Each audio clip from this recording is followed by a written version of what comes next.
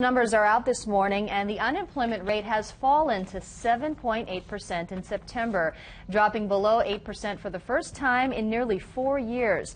Now, the Labor Department reports employers added 114,000 jobs last month. Wages also rose, and more people found work. Now, the latest report also revised previous reports to show that the economy created 86,000 more jobs in July and August than first estimated. And joining us this morning is Dr. Carl Bonham from UHERO, the University of Hawaii Economic Research Organization. Good morning, and thank you so much for joining us. Good morning. So were you surprised by the latest numbers that had dropped below 8%? A little bit. On the unemployment side, yes, that was a surprise. The payroll jobs number was about what was expected, and really the surprise was on the unemployment side. And as you said, employers added 446,000 people left the unemployment rolls, and not because they left the labor force, because they found work.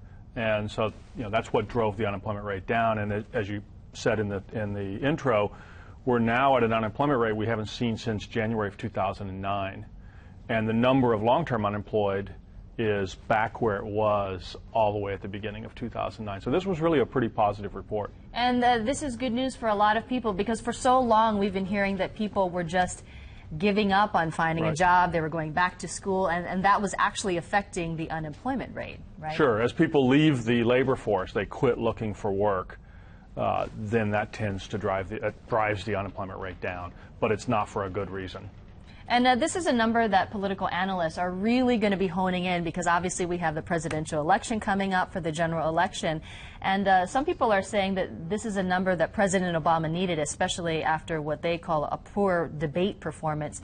Do you think that this is going to have much of an impact on the upcoming race, this particular number? We're very late in the race. And so, it's better than the alternative for sure. And you know that the Obama campaign will be talking about this.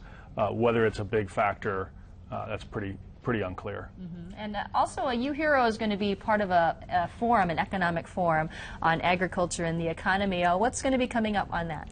So we're hosting the inaugural UHERO forum on October 29th, and there's going to be all kinds of topics addressed there, everything from the economic outlook for the United States and China and Asia.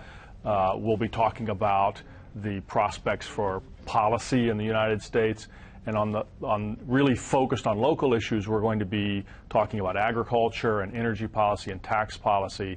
And on the agriculture front, we've got a whole session devoted to really looking at, can Hawaii's farmers compete with farmers in the rest of the world, and can we produce more food locally? Because they're not making as much profits as the farmers on the mainland. That's right. The research that's going to be presented this is a session that's sponsored by Ulupono, and it's being run by some faculty at the College of Tropical Ag.